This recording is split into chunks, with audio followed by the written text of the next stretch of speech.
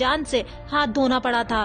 नेताजी सुभाष की पीठ में छुरा घोंपने वाले आजाद हिंद फौज के इसी गद्दार शहनवाज खान की एक बेटी थी जिसका नाम लतीफ फातिमा था।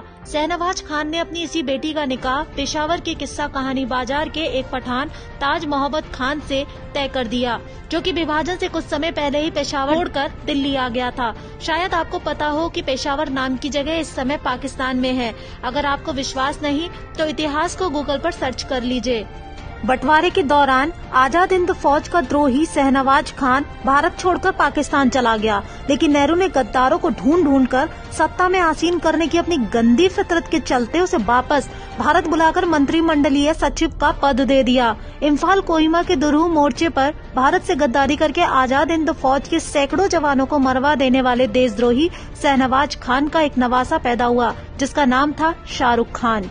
ये तो एक गद्दार की बेटी से पैदा हुआ मात्र एक गद्दार लेकिन हम भारतीयों ने किंग खान की उपाधि देकर इसके नाना जान के गद्दारी के इतिहास को दबा दिया है और इसी कारण शाहरुख पाकिस्तान को करोड़ों की खैरात बांटता है। अब आपको पता चल गया होगा कि गद्दार इतिहासकार और पहला मुल्ला शिक्षा मंत्री मौलाना आजाद और अन्य महागद्दारों ने मिलकर आजादी दिलाने वाले सुभाष चंद्र बोस जी के इतिहास को भी इतिहास के पन्नों से मिटवा दिया और साथ ही मोहनदास गांधी और नेहरू हजारों टन की अय्याशियों को लील कर उन्हीं के इतिहास को बता डाला और उनके इस बदलू इतिहास को हमें पढ़ाया भी गया ताकि हम क्रांतिकारियों को ही आतंकवादी समझे और गांधीवादियों को आजादी का मसीहा।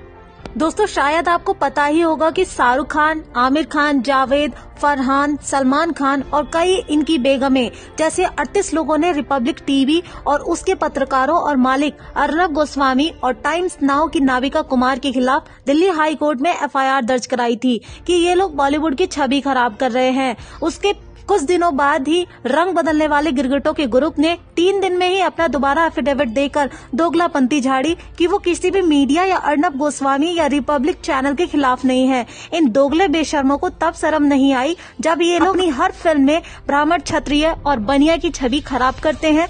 तब इन पागल कुत्तों को दुख, दर्द, शर्म, हया जैसे नाम नहीं याद आते। इनकी कोई भी फिल्म आप देख लीजिए, ब्राह्मण है तो पाखंडी होगा, क्षत्रिय है तो अत्याचारी और बनिया है तो सूदखोरी करने वाला, मगर किसी भी फिल्म में जालीदार टोपी वाला है, ईमान का पक्का, अल्लाह का नेक बंदा, सब पर रहमत बरसाने वाला और बेहतरीन दोस्त, अच्छा इंसान जैसे नैरेटिव इन्होंने कई दशक तक गढ़े हैं और धीमे धीमे जहर की तरह हिंदुओं के दिमाग में भाईचारा बिठा दिया है।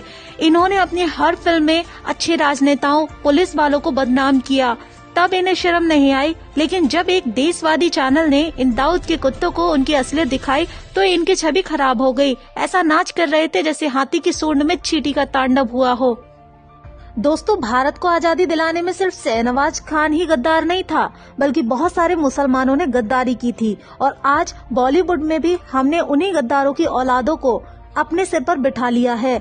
उस समय भी हमने सनातनी देशभक्तों को महत्ता नहीं दी थी और आज भी हम इन खानों के पीछे छिपे असली सनातनी हीरोज को नहीं पहचान रहे हैं। अगर हमने इन खानों को बर्बाद नहीं किया तो शर्म आएगी हमें खुद से।